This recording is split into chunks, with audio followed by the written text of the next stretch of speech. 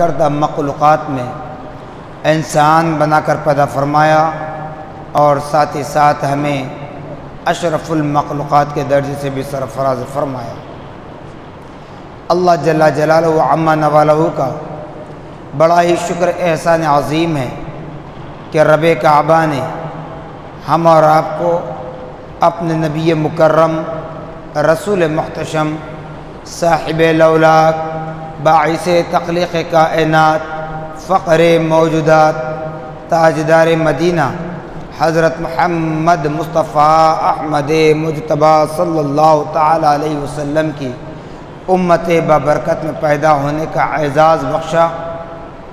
الحمدللہ ثم الحمدللہ، آج تک اور اب تک بھی ہمیں باقاعد حیات رکھا تاکہ ہم اپنے معبود برحق اور رسول مقبول صلی اللہ تعالی علیہ وسلم کی رضا و خوشنودی حاصل کر سکیں۔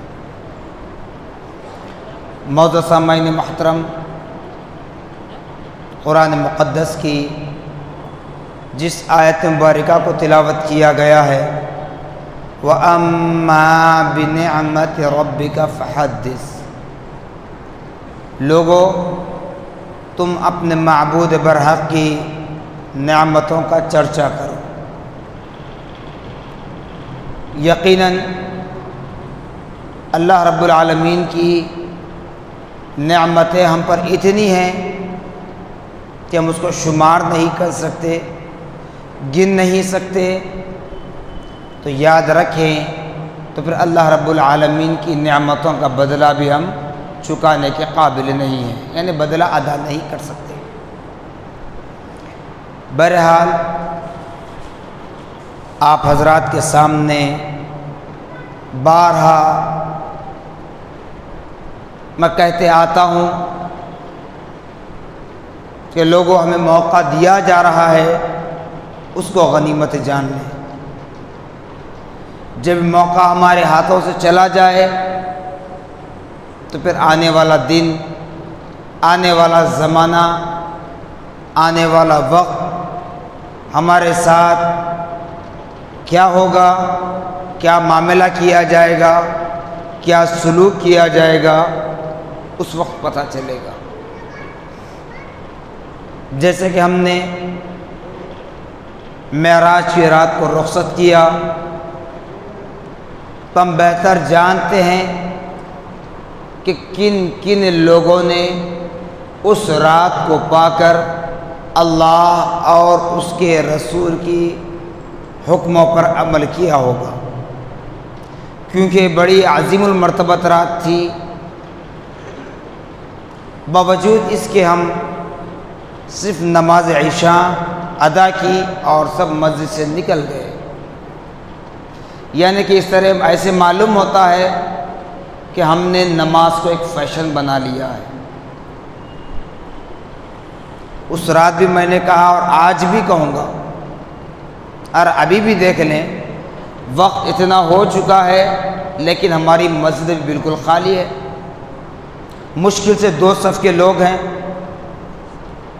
تو بارہا جو میں کہتا ہوں کہ اسلام کو، ہمارے عقائد کو، عقائد اہل سنت والجماعت کو اگر نقصان ہوتا ہے تو یہ کسی اور کی طرف سے نہیں بلکہ ہماری طرف سے ہوتا ہے۔ بڑے افسوس سے کہنا پڑتا ہے کہ اتنا سننے کے باوجود بھی ہم عمل کیوں نہیں کر پاتے؟ کیا ہمارا خون بالکل سفید ہو چکا ہے؟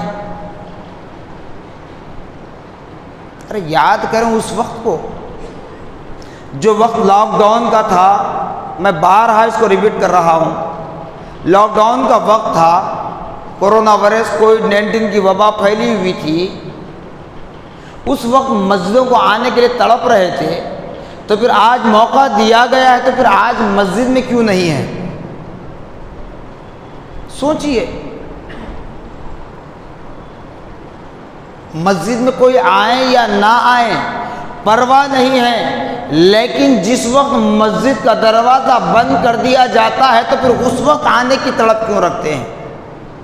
حالات کشیدہ ہوتے ہیں، حالات کرفیو کے ہوتے ہیں، حالات 144 سیکشن کے ہوتے ہیں، تو اس وقت مسجد میں کیوں آنا چاہتے ہیں؟ اس وقت بھی پھر اپنے گھروں میں بیٹھ جائیے، اس وقت بھی اپنے کاروبار مصروف ہو جائیے۔ تو اسی لیے میں نے جو کہا کہ یہ مسجدوں کو جو بند کیا گیا تھا پچھلے 2 سال، یہ حکومت کا اعلان تو ظاہر تھا، لیکن در حقیقت اللہ رب العالمین کی جانب سے فیصلہ ہو چکا تھا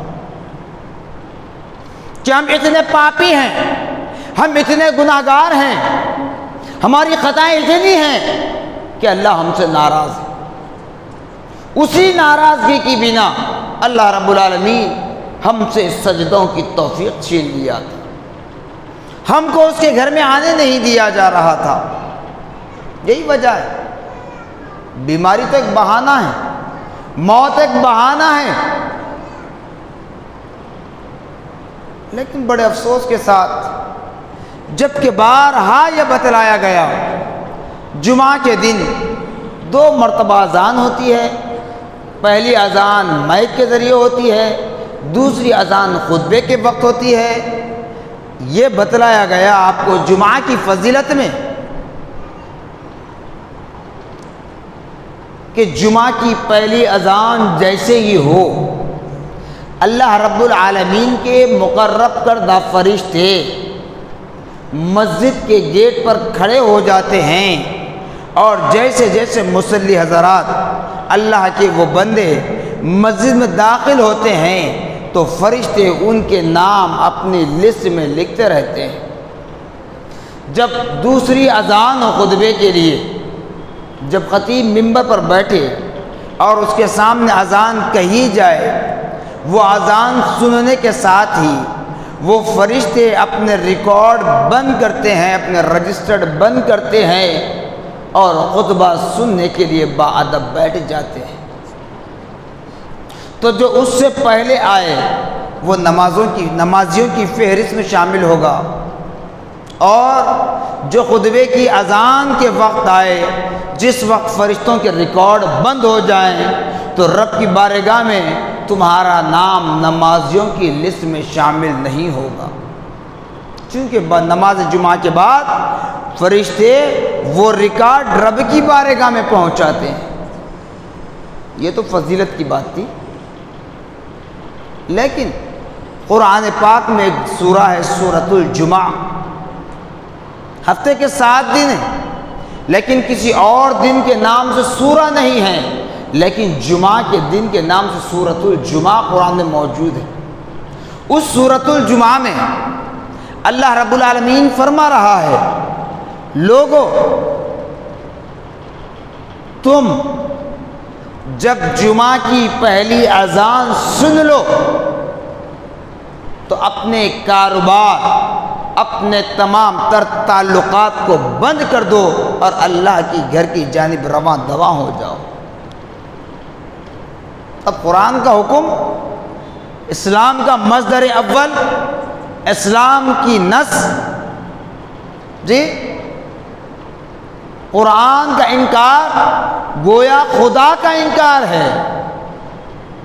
میں یہ نہیں کہتا کہ کسی عالم کی تقریر سننے کے لیے مسجد میں آؤ، اگر مسجد ابراہیم گلشنی کی اگر بات کروں تو یہ نہیں کہتا کہ میری گفتگو سننے کے لیے آؤ، بلکہ تم اپنا نام نمازیوں کی فہرست میں شامل کرنے کے لیے جلد سے جلد مسجد میں آ جاؤ، خدا کی بارگاہ میں تمہارا نام نمازیوں کے ریکارڈ میں شامل ہو جائے، اس نیت سے آ جاؤ۔ مگر بڑا افسوس ہوتا ہے، وہی دنیا کے کوئی کاروبار ہیں، منڈی لگتی ہے، ہراج ہوتا ہے کسی بھی چیز کا، 10 بجے کا اگر ٹائم دیا جائے تو 1 گھنٹہ پہلے سے وہاں کھڑے رہتے ہیں 9 بجے سے، بعض ایسے 8 بجے سے چلے آتے ہیں، بعض ایسے بھی ہیں جو صبح اٹھ کر نکل جاتے ہیں دن کو چھوڑ کر۔ تو خدا کے گھر میں بیٹھنے سے اتنی تکلیف کیا ہوتی ہے؟ کیونکہ میں نے بارہا کہا، اللہ کے گھر میں رہ کر کہہ رہا ہوں کہ آخری سانس تک کہتا رہوں گا، میں نے کوئی ٹھیکہ لے کر نہیں بیٹھا کہنے کے لیے، لیکن کہتا رہوں گا۔ کیوں؟ نبی پاک صلی اللہ تعالی علیہ وسلم ارشاد فرماتے ہیں میری امت میں سب سے بڑا بخیل وہ ہے. جب بخیل کی بات آئے ہمارے معاشرے کے اعتبار سے اگر ہم بخیل کس کو کہتے ہیں؟ جو کھانے پینے میں کنجوسی کرتا ہے. جب ایک 4 دوست احباب مل کر ہوٹل جاتے ہیں، بازار جاتے ہیں کچھ کھانے پینے کے لیے، شاپنگ کے لیے، اگر مجھ جیسا غریب کچھ نہ کھائے نہ خریدے، اس میں پیسے شیئر نہ کرے تو بخیل کہا جاتا ہے. لیکن بخیل وہ نہیں ہے، اصل بخیل وہ ہے نبی پاک صلی اللہ علیہ وسلم ارشاد فرماتے ہیں جس نے علم سیکھا ہے اور دوسروں تک نہیں پہنچاتا وہ میری امت کا سب سے بڑا بخیل ہے. اسی لیے اس لعنت سے بچنے کے لیے میں اپنا عمل ضرور کرتا رہوں گا، چاہے سننے والے عمل کریں یا نہ کریں، لیکن میدان محشر کی گرفتاری سے میں بچنا چاہتا ہوں. آپ کے سامنے بحیثیت عالم کھڑا ہوں تو برابر کہوں گا، ورنہ اگر نہ کہوں میں یہ سوچوں کہ فلاں صاحب ناراض ہو جائیں گے، فلاں ذمہ دار ناراض ہو جائیں گے، فلاں کمیٹی ناراض ہو جائے گی، فلاں آرگنائزر ناراض ہو جائیں گے، جی فلاں لیڈر صاحب ناراض ہو جائیں گے. پرواہ نہیں کسی کی راضی ناراضگی سے، کیونکہ تم ہی کہو گے. اگر آج میں نہ کہوں، آج میں نہ بتاؤں تو تم ہی کہو گے کل میدان محشر میں مولا جو ہمارا خطیب تھا، جو ہمارا رہبر تھا، جس کو تو نے ہمارے لیے منتخب کیا تھا، اس نے ہمیں ایسی باتیں نہیں بتائی جس کی وجہ سے معلومات نہیں ہوئے، جس کی وجہ سے ہم عمل نہیں کر سکے. لہذا مولا جب ہمارے اعمال کی بدولت ہمیں جہنم میں اگر ڈالتا ہے تو ہمارے خطیب کو بھی جہنم میں ڈال دے. یہ الفاظ تم کہو گے. آج بغاوت کر لیں، بس پیچھے کچھ کہہ لیں، وہ اپنی جگہ ہے، لیکن میدان محشر میں کہو گے. اس لیے تمہارے کہنے سے پہلے اور خدا کی گرفتاری سے پہلے میں اپنے آپ کو سیف کرنا چاہتا ہوں، اس لیے بارہا کہتا ہوں اور بات پھر کہہ دیتا ہوں. جو آج سے تقریباً 2-4 سال پہلے کہا تھا تو بڑا واویلا مچ گیا تھا، پھر وہ بات ریپیٹ کرتا ہوں آج. دیکھیے ابھی تک بھی 1:30 بج چکا ہے. اگر وہی تقریر میں 5-10 منٹ آگے بڑھ جائے کوئی متبرک ایام کے وقت میں، یا امام صاحب کسی نماز میں خیر طویل کر دے، لمبی ہو جائے، واویلا مچاتے ہیں. ہمیں نوکری کو جانا ہے، ہمیں کمپنی میں جانا ہے، دکان کھولنا ہے، کاروبار کرنا ہے، تو خدا کے گھر کا خوف نہیں ہے، خدا کا ڈر نہیں ہے. ارے دولت کب تک؟ کتنی کماؤ گے؟ کتنی کماؤ گے؟ کس کے لیے؟ انہی اولاد کے لیے، انہی اولاد کے لیے جو تمہارے مرنے کے بعد لڑ جھگڑ کر ایک دوسرے کا قتل کریں گے. کس کے لیے کما رہے ہو؟ ارے اپنے لیے بھی تو کچھ کماؤ، کچھ حاصل کرو. خدا کی بارگاہ میں منہ دکھانا ہے، خدا کی بارگاہ میں پائی پائی کا حساب دینا ہے. جو عمر ہم گزار رہے ہیں اس دنیا میں، جو دولت کے خاطر، عزت کے خاطر، عزت کے لالے پڑے ہیں، بھوک کے لالے پڑے، پیاسے کے لالے پڑے ہیں، یہ زندگی صرف اور صرف 60 70 80 90 100 سال، 110 سال کے بعد شاید کسی نے نہیں سنا ہوگا. سنا ہے تو بتائیے. اس کے بعد میدان محشر کا خوف کرو. صرف قیامت کا میدان، اس کی عمر کتنی ہے معلوم؟ آج تک دنیا میں روز اول سے اب تک کسی نے اتنی عمر نہیں پایا اور پائے گا بھی نہیں، بلکہ کسی خاندان نے نہیں پایا، کسی قبیلے نے اتنی عمر نہیں پائی ہوگی. 50,000 سال کا دن ہوگا، 50,000 ایئرس، قیامت کا دن. اس دن کو یاد کرو. سوچتے ہیں اسکول کالج میں جائیں گے، ایگزام ہوگا، 3 گھنٹے کا پیپر لکھ دیں گے، آ جائیں گے، 40 ڈیز کے بعد رزلٹ آئے گا. نہیں، میدان محشر وہ ہوگا جہاں 50,000 سال کا ایک دن ہوگا. وہاں تپتی دھوپ میں آپ کو کھڑا رہنا پڑے گا اور سورج بالکل آپ کے سر پر منڈلاتا رہے گا. سورج بالکل آپ کے سر پر منڈلاتا رہے گا. اس وقت کیا کرو گے؟ کہو کہ خدا کے لیے، خدا کی بارگاہ میں نے بیوی بچوں کے لیے اتنا مال جمع کیا، میں نے بھائی بہنوں کے لیے اتنی دولت جمع کی، میں نے ماں باپ کے لیے اتنی بلڈنگیں کھڑا کی. کچھ کام آنے والا نہیں صاحب، کچھ کام آنے والا نہیں ہے۔ بتاؤ، کفن میں جیب ہوتا، خبر میں الماری ہوتی، پھر دولت کس کام کی ہے؟ جس کے لیے ہم نہ عید کا دن، نہ متبرک دن، نہ مقدس رات کی اہمیت رکھتے ہیں، صرف کاروبار میں۔ مسجد میں بھی آئے تو پھر مسجد کے آداب کو پامال کر دیتے ہیں۔ وہ سیل فون ہمارے ہاتھ میں، وہ دنیا کی باتیں ہم کرتے ہیں۔ یہ میں نے معراج کی رات میں بھی کہا بارہا کہ اتنے سخت الفاظ کہنے کا مقصد یہی ہے کہ کم سے کم ہماری زندگی جو اندھیروں میں گزر رہی ہے اجالا ہو جائے، موم بتی کی روشنی بھی اگر پیدا ہو جائے تو شاید ہماری زندگی کامیاب ہو جائے، اللہ رسول ہم سے راضی ہو جائے۔ افسوس ہے ایسے راتوں کو، ایسے دنوں کو پا کر بھی ہم دور ہو جاتے ہیں۔ بہرحال اپنی اپنی مرضی ہے صاحبان محترم، کوئی سن کر ہنس دیتے ہیں، کوئی باہر جا کر کچھ کہتے ہیں، کوئی پیٹھ پیچھے کچھ کہتے ہیں۔ میں سب کے سامنے کھڑے رہ کر کہہ رہا ہوں، غلط کہہ رہا ہوں تو بتائیے مجھے۔ دنیا داری میں ہماری ساری زندگی گزر رہی ہے، سکرات کے لیے ہم نے کیا تیاری کی، خبر کے لیے کیا تیاری کی؟ ارے اتنے جنازوں کو ہم دیکھتے ہیں، خبروں کو دیکھتے ہیں، تب بھی ہمیں احساس نہیں ہو رہا ہے، تب بھی ہمیں احساس نہیں ہوتا۔ اللہ نے ایک توفیق دے ہمیں۔ تو بہرحال کوئی عمل کرے یا نہ کرے، لیکن ہمارے نبی پاک صلی اللہ تعالی علیہ وسلم نے ہمارے لیے اللہ کی بارگاہ میں گریہ بیزاری کی ہے۔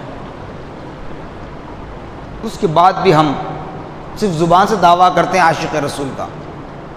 اگر واقعی حقیقی معنی میں غلام نبی ہوتے، حقیقی معنی میں غلام نبی ہوتے تو پھر بر وقت اللہ کے گھر میں حاضر رہتے۔ یہ جھوٹا دعویٰ نہ کریں، آپ چاہے کچھ کہیں، نبی کو کیا ضرورت تھی رات رات بھر رونے کی، رات رات بھر عبادت اور ریاضت کرنے کی، جبکہ اللہ نے اعلان کر دیا میرے انبیاء معصوم ہیں، بے گناہ ہیں، ان سے کوئی گناہ سرزد نہیں ہوتا، ان سے کوئی گناہ سرزد ہوتا ہی نہیں۔ پھر رات رات بھر عبادت کیوں کیا کرتے تھے؟ رات رات بھر کیوں رویا کرتے تھے؟ کہ اپنے ازواج مطہرات کے لیے کچھ مانگا؟ کیا اپنی اولاد امجاد کے لیے کچھ مانگا؟ کیا اپنے حسنین کریمین کے لیے کچھ مانگا؟ اگر مانگتے ہوتے تو میدان کربلا نہیں ہوتا، اگر مانگتے ہوتے اپنی ذات کے لیے تو میدان بدر، میدان احد نہیں ہوتا، بدر کی لڑائی، احد کی لڑائی نہیں ہوا کرتی۔ مانگتے ہوتے تو خود آپ نبی کریم صلی اللہ علیہ وسلم پر پتھروں کی بارش نہیں ہوتی، زخموں سے چھلنی کیا آپ نے اپنے جسم کو، دشمنوں کے مار کھائے، کیوں؟ ہم جیسے گناہ گاروں تک دین اسلام کا پیغام پہنچانے کے لیے۔ اور اس نبی کا نام لیوا ہمیں، لیکن عمل کہاں ہے؟ تو بہرحال اللہ رب العالمین ہمیں نیک توفیق عطا فرمائے۔ معراج شریف کے واقعات میں سے ایک اور واقعہ جو اس دن چھوٹ گیا بتاتا چلوں۔ جب نبی مکرم صلی اللہ تعالی علیہ وسلم نے اہل مکہ کے سامنے معراج کے واقعات کو سنائے تو ایک جانب ان دشمنان اسلام نے معراج کے واقعات کو سن کر مذاق، دل لگی کا لفظ استعمال کیا، تو ادھر صحابہ نے عرض کیا یا رسول اللہ صلی اللہ تعالی علیہ وسلم، میدان محشر برپا ہوگا، عرش اعلیٰ پر خدا رب العالمین کے بعد آپ جلوہ گر ہوں گے، پھر انبیاء علیہ السلام اجمعین ہوں گے، یا رسول اللہ ہم کیسے آپ سے مل پائیں گے؟ کون کہہ رہے ہیں؟ صحابہ۔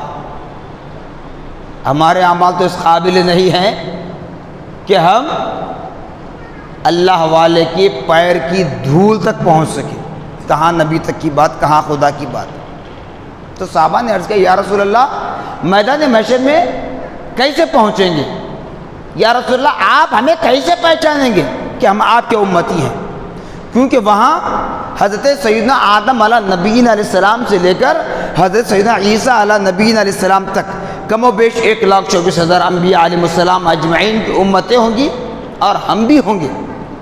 یا رسول اللہ ہمیں کیسے پہچانو گے کہ ہم آپ کے امتی ہیں؟ آپ ہماری سفارش کیسے کرو گے؟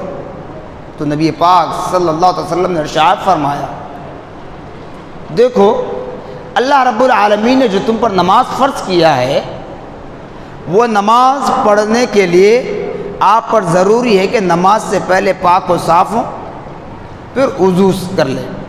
جب وضو کرتا ہے بندہ مومن، ایک تو وضو کی فضیلت میں بتایا جاتا ہے کہ جب بندہ اپنے گھر سے وضو کر کے آتا ہے، مسجد کے وضو خانے میں نہیں، گھر سے وضو کر کے آنے کی بات بتائی جا رہی ہے، وضو کر کے آتا ہے تو ایک ایک خطرے کے بدلے، ایک ایک قدم کے بدلے اس کے نامہ اعمال میں نیکیاں لکھی جاتی ہیں، اس کے نامہ اعمال میں نیکیاں لکھی جاتی ہیں۔ تو نبی پاک صلی اللہ علیہ وسلم ارشاد فرماتے ہیں، میں میری امت کو میدان محشر میں بڑی آسانی کے ساتھ پہچانوں گا۔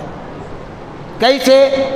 جب بندہ نماز ادا کرنے کے لیے وضو کرتا ہے، دن اور رات میں 5 مرتبہ نماز پڑھتا ہے، 5 وقت، تو 5 وقت وضو کرتا ہے۔ وضو کرنے سے جتنے اعضاء، چہرہ، ہاتھ، پیر جو دھوئے جاتے ہیں، سر کا مسح کیا جاتا ہے، تو یہ اس دن 14ویں رات کے چاند کی طرح چمکتے ہوئے نظر آئیں گے۔ امت محمدیہ کو یہ اعزاز حاصل ہے۔ یہ ہماری چند نمازوں کی وجہ سے نہیں، ہمارے چند سجدوں کی بدولت نہیں، بلکہ نبی پاک صلی اللہ تعالی علیہ وسلم کے تصدق میں اللہ نے یہ انعام و اکرام عطا فرمایا کہ ہم وضو کرتے ہیں تاکہ ہماری نماز مکمل ہو، لیکن نبی پاک فرماتے ہیں جب تم وضو کرتے ہو تو وہ تمہارا ہاتھ، وہ تمہارا سر، وہ تمہارا پیر، وہ تمہارا چہرہ کل میدان محشر میں 14ویں رات کی چاند کی مانند چمکتا رہے گا، جس سے میں سمجھ جاؤں گا کہ یہ میرا امتی ہے، یہ میرا امتی ہے۔ پھر صحابہ نے فرمایا، یا رسول اللہ صلی اللہ علیہ وسلم ہم آپ سے اگر ملاقات کرنا چاہیں تو کیسے ملاقات کر پائیں گے؟ تو نبی نے فرمایا، قربان جائیے نبی محمد الرسول اللہ صلی اللہ علیہ وسلم کی ذات مقدسہ پر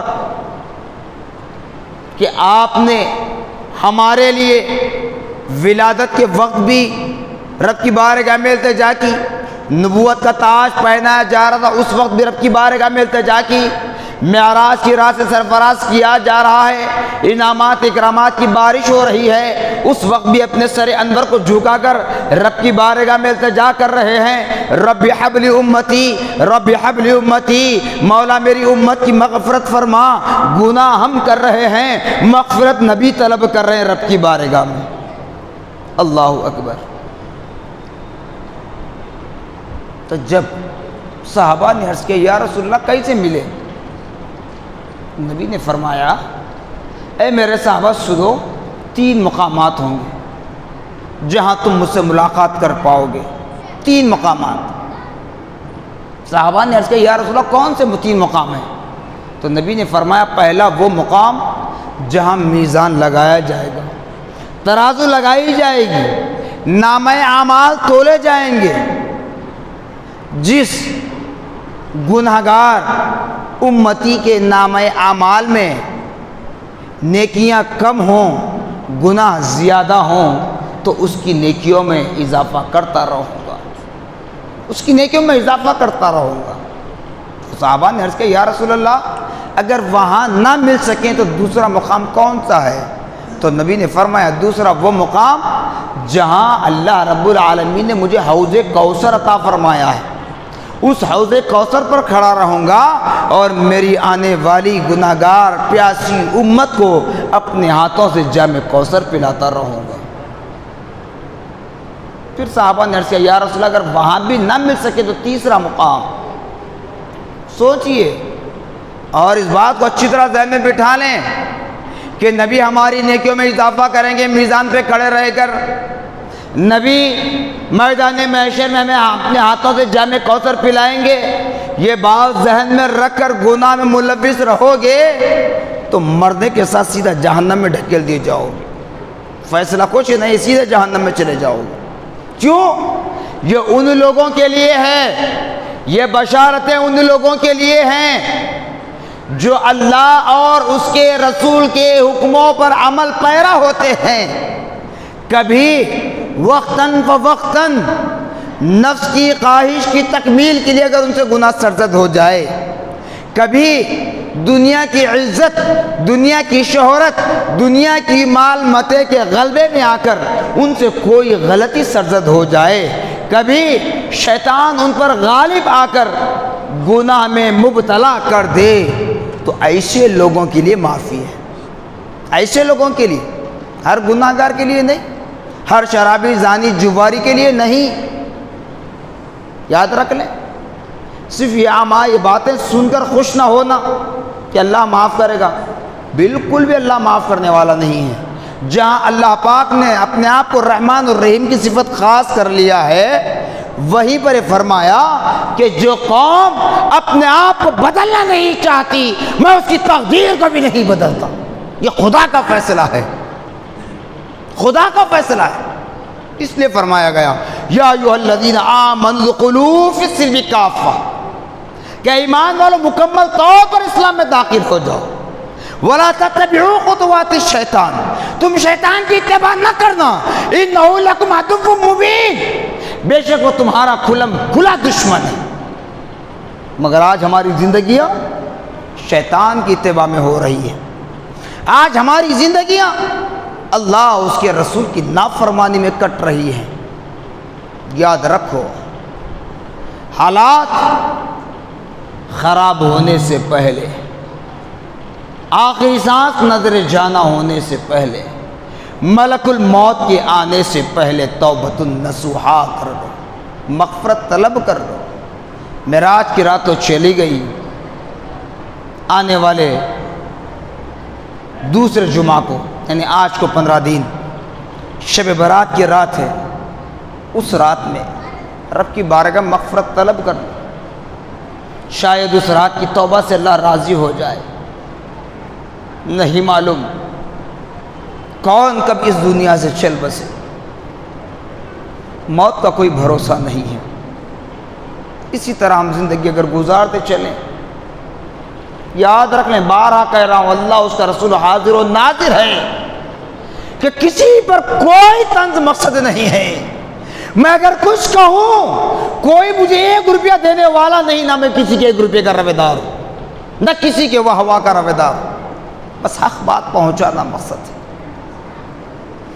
ہم گناہ پر گناہ کرتے چلے جاتے ہیں، لیکن ہماری آنکھوں سے ایک آنسو نہیں نکلتا، لیکن ہمارے نبی ہیں، ہمارے لیے مغفرت کی دعا کر رہے ہیں،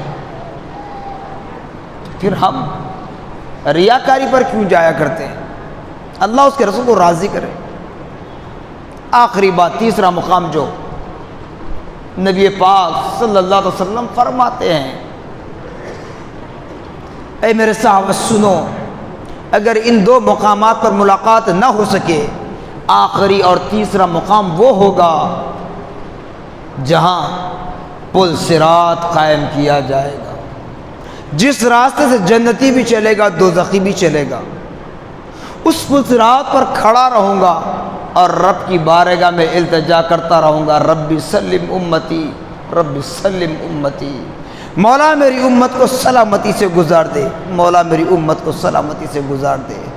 تو خدا را، جب ہمارے نبی ہمارے لیے اتنا سب کچھ کرتے ہیں تو ہمیں چاہیے کہ اس نبی کی سنتوں پر عمل کریں، اور تاریخ اٹھا کر دیکھ لیں، پچھلے کم و بیش 1,24,000 انبیاء علیہ السلام اجمعین گزرے اس دنیا میں، اس دنیا میں مبعوث ہوئے، خدا کے نائب بن کر آئے، خدا کی کتاب لے کر آئے، خدا کی بارگاہ سے نبوت لے کر آئے، رسالت لے کر آئے، سب کچھ لے کر آئے، لیکن کسی نبی نے اپنی امت کے لیے اتنی دعائیں نہیں کی جتنی دعا ہمارے نبی نے ہمارے لیے کی ہے۔ بلکہ دیگر انبیاء نے تو خدا کی بارگاہ میں یہ التجا کی، مولا یہ قوم سننے والی نہیں ہے، ان پر تو اپنا قہر نازل فرما، اپنا عذاب نازل فرما، لیکن قربان جائیے نبی محمد الرسول اللہ کی ذات مقدسہ پر، وہ ہم کو بھی معاف کر رہے ہیں تو اپنے دشمنوں کو بھی معاف کر رہے ہیں، سب کے لیے رحمت کی دعا کر رہے ہیں۔ کیونکہ آپ رحمت للعالمین بنائے گئے ہیں، تو آپ اور ہم اس رحمت والے نبی کی امت میں پیدا کیے گئے ہیں۔ خدا را اللہ اس کے رسول کا واسطہ اپنے آپ کو جہنم کا ایندھن بننے سے بچائیے، اپنی آل اولاد کو ہمارے بعد، ہمارے مرنے کے بعد مغفرت کا ذریعہ بنانا چاہتے ہو۔ جہاں تم دنیا کی تعلیم دیتے ہو اپنے بچوں کو، وہیں پر قرآن شریف کی بھی تعلیم دیجیے، وہیں پر اسلام کی تعلیم سے آگاہ کیجیے، تاکہ ہمارے مرنے کے بعد وہ ہاتھ اٹھا کر ہمارے لیے مغفرت کی دعا کر سکیں۔ اللہ میں نیک توفیق عطا فرمائے۔ جو دن جو رات مل رہے ہیں اس کو غنیمت جانیے۔ میں بارہا اس بات کو کہہ رہا ہوں کہ پچھلے 2 سال سے جو کووڈ-19 کی وبا پھیلی ہوئی تھی، وہاں کس طرح چونٹیوں کی طرح لاشیں نکل گئی، نہیں معلوم کتنوں کو کفن بھی نصیب ہوا یا نہیں ہوا، نہیں معلوم کتنوں کو غسل نصیب ہوا یا نہیں ہوا، نہیں معلوم کتنوں کی جانیں کیسی کس طرح چلی گئی، لیکن اللہ نے ہماری حفاظت فرمائی۔ تو اس کا مقصد یہ مت سوچئے کہ ہمارے اعمال کی بدولت ہم زندہ ہیں، نہیں، یہ اللہ کا کرم ہے، اللہ نے موقع دیا ہے، اس کو غنیمت جانتے ہوئے اللہ اس کے رسول کی تعظیم و تکریم بجا لائیں اور دین اسلام پر کار بند رہیں، اور وقت مقررہ پر اللہ کے گھر میں حاضر ہو کر اللہ کی عبادت و ریاضت کریں، اپنے گناہوں پر ندامت حاصل کریں۔ جزاکم اللہ خیرا جزا، وآخر دعوانا الحمدللہ رب العالمین۔